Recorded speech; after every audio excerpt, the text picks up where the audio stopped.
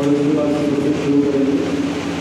बोलिए परमपिता परमात्मा की, सतगुरुमति छोड़ करके साहिबों की, सभी संतों की, सभी भक्तों की, आज के आनंद की, प्रसन्न कराने वालों की, उनके माता पिता की, उनके बालों बाल की, सकल हंस को बनाने की साहेब।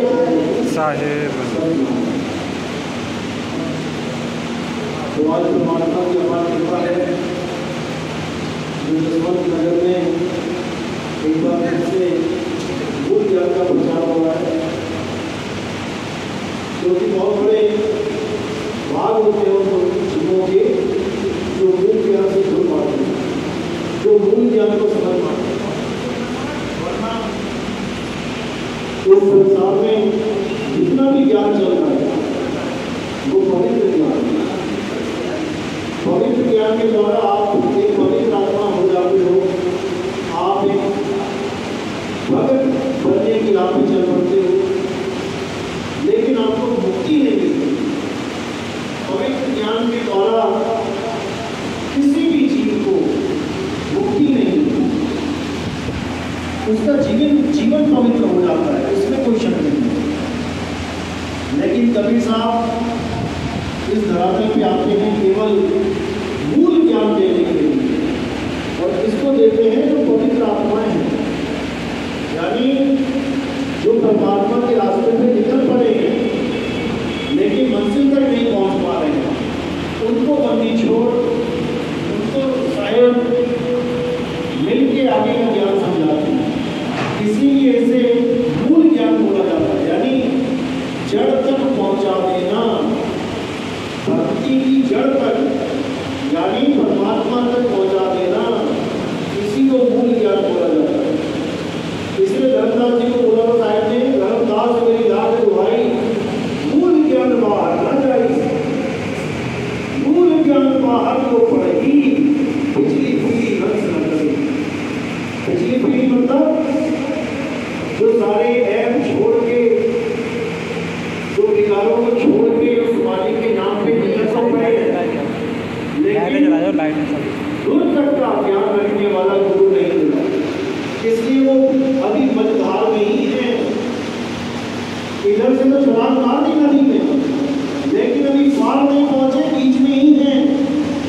अब अपनी छोड़ क्या करते हैं, वो एक किश्ती का सहारा दे देते हैं, एक जहाज का सहारा दे देते हैं, जिसके लिए बोला नानक नाम जहाज है और चढ़े सो उतरे पाए। वहां पर तुम अपनी मेहनत से नहीं पहुंच सकते, वहां पर मालिक की दया काम कर, लोहा कितना जोर लगा ले, लेकिन वो धरती से एक फुट भी ऊपर नहीं उछल सकता अपने दम पे। अब कौन उसको खींचे, चुंबक उसको खींचे, तब तो धरती की गुरुत्वाकर्षण बल के भी विपरीत जा सकता है। नहीं तो गुरुत्वाकर्षण बल सबको अपनी तरफ खींच के रखा है, जिसमें उसको भी चैलेंज दे देता है जब उसको चुंबक का सहारा मिल जाता है। इसी को साहिब ने बोला कि चुंबक दो चुंबक की प्रीत जो लोग को लेके उठाए, और ऐसा शब्द कबीर का काल से ले छुड़ाए।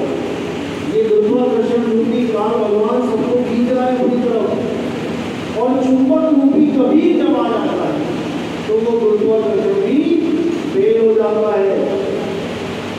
उसी को बोला नानक साहब ने, तोड़ी ना टूटे, छोड़ी ना छूटे, ऐसी मानो बीच तनी मौका लग सो प्रीत बनी।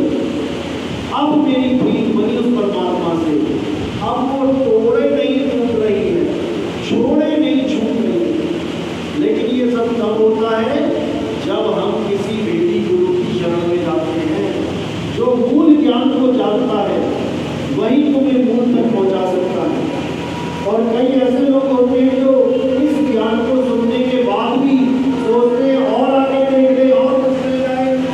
उनके लिए क्या बोला गया कि आगे खोजे गिर पड़े, पीछे खोजे बुलाए, और सार शब्द यानी मूल ज्ञान से आगे खोजे भावना जंतु करे। अब आपने मान के चलो गाजर आपको चाहिए,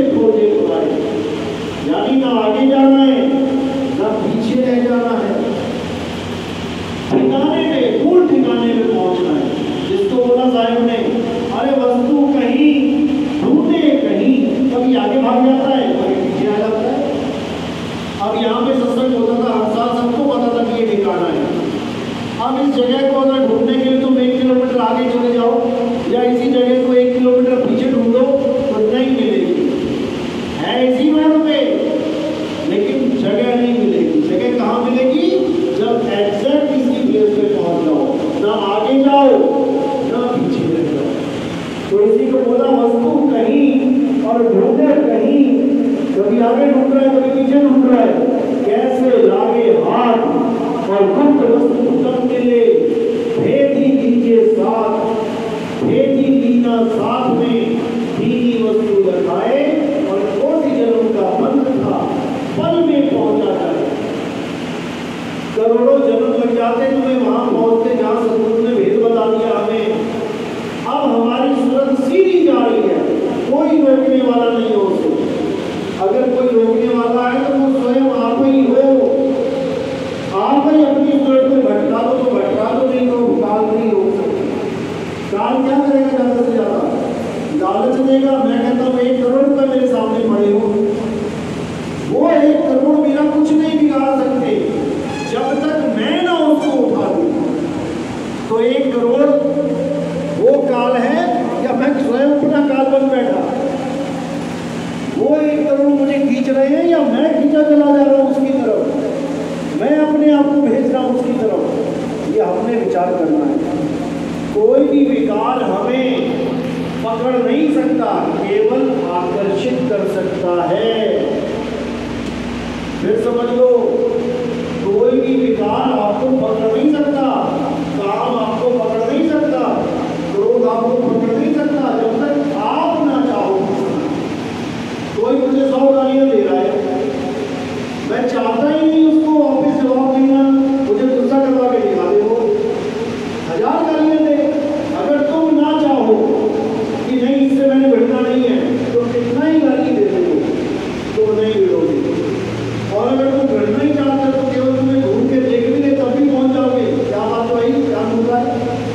तो ये तुम ही हो जो अपने आप को हर जगह फंसा दे। बैंक सामने है, हजारों लाखों लोगों के सामने है, किसी को आकर्षित तो किसी को भी ऐसी कंडीशन नहीं बना रहा है कि आओ मुझे लूट दो। लेकिन बैंक में जो डकैती पड़ती है वो घर से ही सोच के निकले होते हैं कि आज हम बैंक लूटेंगे जाके।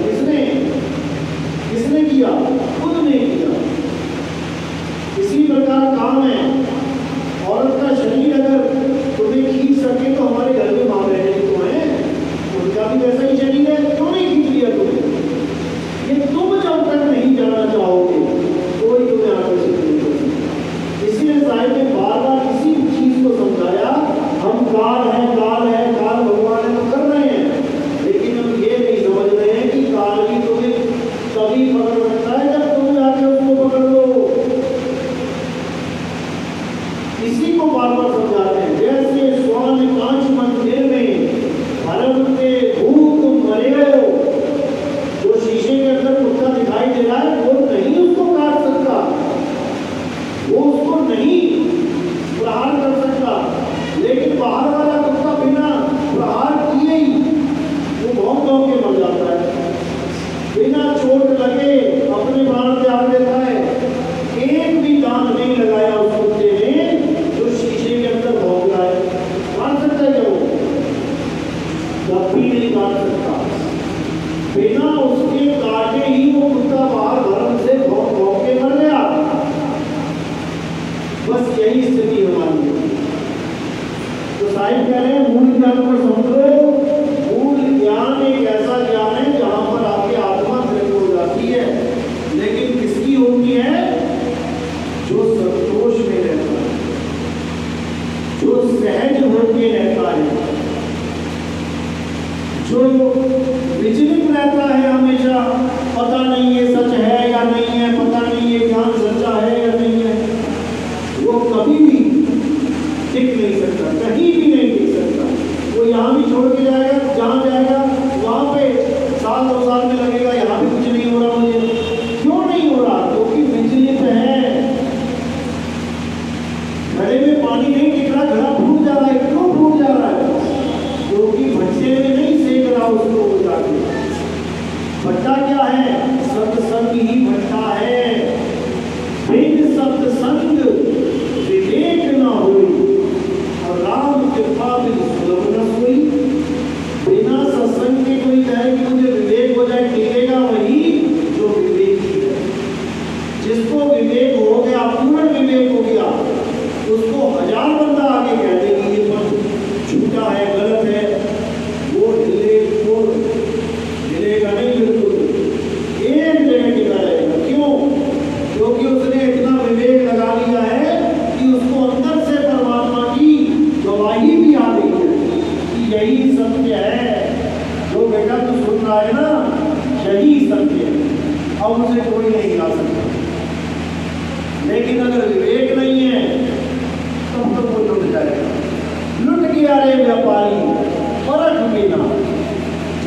सामान लेने जाते हो, अगर आपने सही से नहीं परखा, आप सामान खरीद के ले आए 2 लाख 5 लाख का, अब जब घर में आके देखते हो तो सारा सामान नकली, खराब सामान, तब सिर पे हाथ रख के बैठते हो, कहते हो भैया लुट गया मैं। तो लुटेगा कौन? वो फर्क नहीं करेगा। और फर्क किसकी करनी है? शब्द की फर्क करनी है कि मेरा गुरु मुझे कौन सा शब्द दे रहा है। कहीं मुझे कोई जाप तो नहीं दे रहा, कहीं मुझे अजंपा जाप तो नहीं दे रहा, कहीं मुझे अनहद नाम तो नहीं दे रहा, कहीं मुझे शरीरों पे, नाक पे, त्रिपुटी में, नाभि पे, इन तत्वों में तो नहीं उलझा रहा। अगर इसमें उलझा रहा है तो आपको सोचने समझने की जरूरत है भाई, आपका जीवन बेकार हो जाएगा। और अगर वो गुरु शब्द की साधना दे रहा है, शब्द का भेद बता के, शब्द का असली एड्रेस, सही एड्रेस बता के आपको शब्द तक पहुंचने की सही विधि बता रहा है, तब सबको भी अब कल्याण हो जाएगा। जिसको बोला संतों शब्द साधना कीजिए और जौन शब्द से राम प्रकट भरे कोई शब्द कह लीजिए। जिस शब्द से ये राम यानी अक्षर पैदा हो रहे हैं, राम कह लो, कबीर कह लो, नानक कह लो, विष्णु कह लो, जो मर्जी कह लो, ये जितने भी नाम प्रकट हो रहे हैं उस शब्द से, उस शब्द को आप पहचान लो। इसको बोला हम हैं शब्द, शब्द हम माही, उस शब्द की वजह से ये शब्द पैदा हो रहे हैं। हम हैं शब्द, शब्द हम माही, हमसे भिन्न और कुछ नहीं। शब्द न बिन से भी चाहे कबीर हम शब्द से नहीं। जब तक हमें शब्द भेदी गुरु नहीं मिल गया तब तक हमारा कल्याण नहीं हो सकता। ये मंत्र देने वाले, जंतर देने वाले तो गली गली में बैठे हैं, पर सतगुरु की महिमा कहाँ गई? सतगुरु की महिमा तो इतनी जबरदस्त गाई है साहिब ने, भेदी गुरु की महिमा ये आप सोच भी नहीं सकते। गुरु बड़े गोविंद से मन में देख विचार, गुरु बड़े गोविंद से, क्योंकि सारे गुरु बड़े गोविंद से। फिर तो गोविंद की तो ऐसी भी खत्म कर दी, सारे गुरु गोविंद से बड़े बने बैठे हैं। हर बंदा अपने गुरु को कह रहा मेरा गुरु गोविंद से बड़ा है। बताओ, जो जेलों में बैठ गए जाके वो भी गुरु बड़े गोविंद से। दिक्कत तो ये है, अरे कौन सा गुरु बड़े गोविंद से? ज्ञान गुरु बड़े गोविंद से, क्योंकि ज्ञान के द्वारा, ज्ञान होने पर ही परमात्मा का भेद पता लगता है। यही गुरु बड़ा गोविंद से नहीं है। यही गुरु को तो बोला है, सतगुरु को यही कहे और यह है भूतर ज्ञान ज्यादा लावे नहीं, बात तो सतगुरु का। यही गुरु की तरफ बात नहीं है, वहां ज्ञान गुरु। इसीलिए कबीर साहब ने अपना नाम ज्ञानी रखा। कबीर सागर पढ़े देखो, नर सागर में अपने आप को ज्ञानी बोला।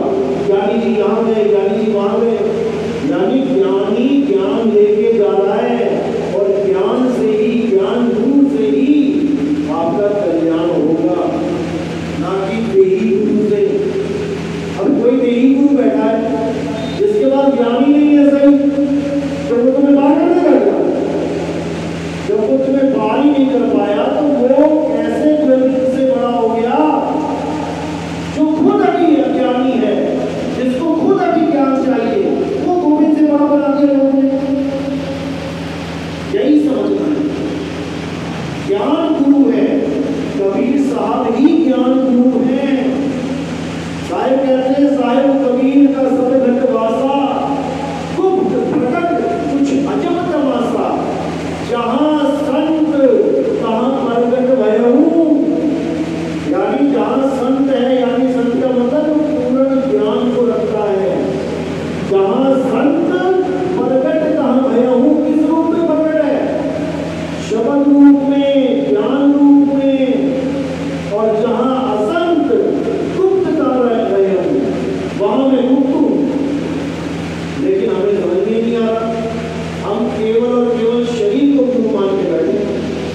रूप धारण कर लिया, आपने बदलूंगा नहीं, चाहे वो मुझे नरक में ले जाए, अरे वो नरक में ही ले जाएगा।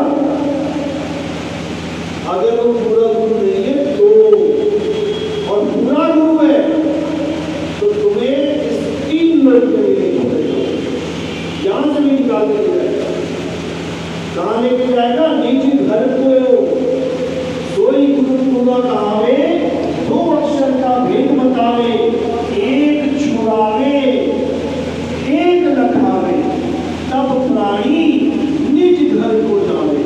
जब आप निज घर को पहुंचोगे, नहीं तो भूल जाओ कि तुमने गुरु धारण कर लिया, तुम्हारी मुक्ति हो जाएगी। ऐसा कभी नहीं हो सकता, क्योंकि गुरु गुरु में भेद है और गुरु गुरु में भाव। सोई गुरु नित मंदिए, शब्द बतावे गाओ। जिस गुरु को गाँव पेच ही नहीं आते और वो बन जाए गुरु पहलवानों का, वो क्या गुरु है?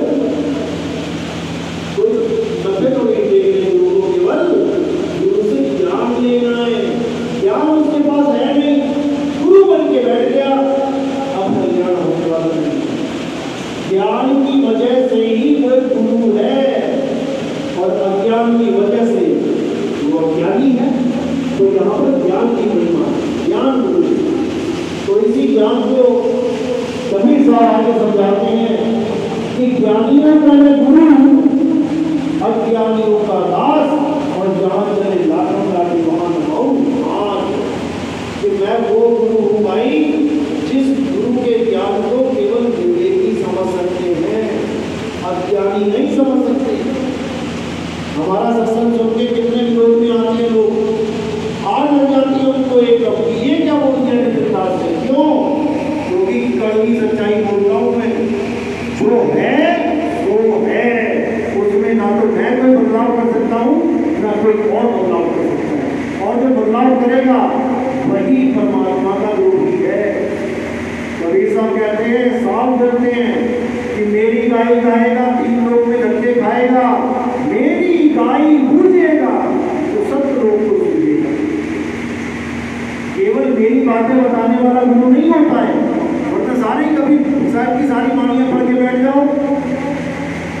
मेरा गुरु, मेरे वंश का गुरु वो है जो मेरे बोले हुए, मेरी बोली वाणियों में गुप्त भेद को जानता है, क्योंकि जो अनुभव मुझे है वही उसको भी है, यानी जो बात मुझे पता है वो उसको भी पता है। जब 2 भेदी होते हैं तो केवल सैन चलता है। जैसे 2 आदमी हैं, उन्होंने आपस में प्लान बनाया कि भाई मैं सामने खड़ा होऊंगा और तू मुझे इशारा कर देना, मैं बाइक स्टार्ट करके तेरे पास आ जाऊंगा और हम वहां से भाग जाएंगे।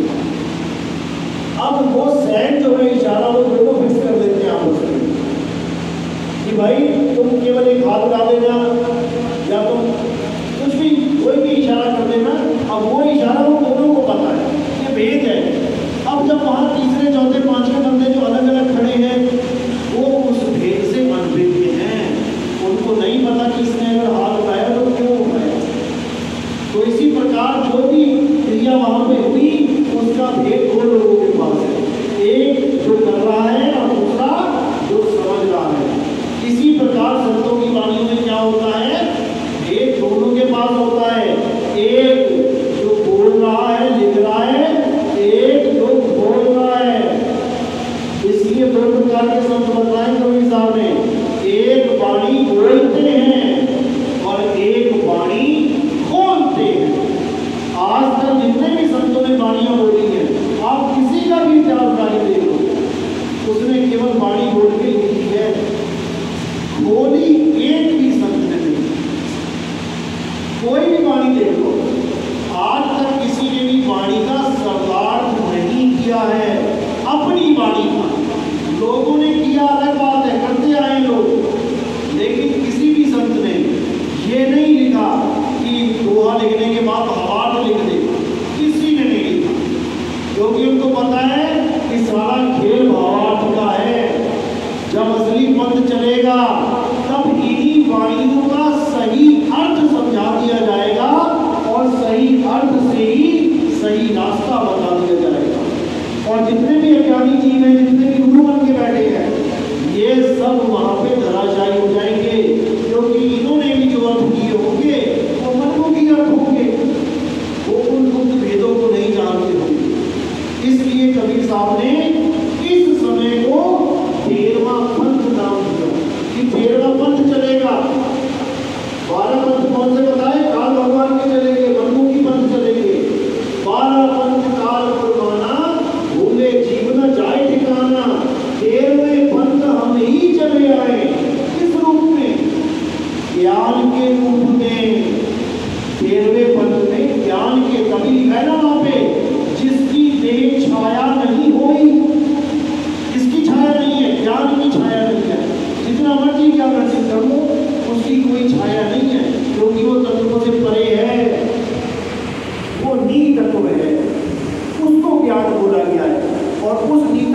इन तत्वों को छोड़ के जितना भी ज्ञान है वो सब अज्ञान है। तो इसीलिए बोला है कि 13वें पंथ हम ही चले आए, सब पंथ मेट के एक पंथ चलाए, तब एक पंथ चलेगा। और ये आज समय आ चुका है, ऐसा कोई पंथ नहीं है भारत का जो इस पंथ में नाम दीक्षा नहीं लिया, सब आ चुके हैं। अब धीरे धीरे धीरे बस फैलाव हुआ है, यहाँ तक कि मुसलमानों ने आके नाम दीक्षा ले ली, मुसलमानों के साथ चर्चा चली, मुसलमान भी अपने ग्रुपों में हमारे सत्संग शेयर कर रहे हैं और कह रहे हैं इसको सुनो। जिसने इसको सुन लिया समझ लो कि अब अल्लाह मेहरबान है, अब उसको कोई रोक नहीं सकता इस जन्म मरण के बंधन को तोड़ने, अब वो टूटेगा ही टूटेगा। तो इसीलिए अब जो पंथ चला है यही यथार्थ 13वां पंथ है, और ये किसी इंसान के द्वारा चलाया पंथ नहीं है, ये स्वयं परमात्मा चलाते हैं। यहाँ पर जो गुरु है वो आपकी डोर को अपने साथ नहीं जोड़ता, आपकी डोर को परमात्मा के साथ जोड़ता है, क्योंकि पंथ चलाने वाला वो है।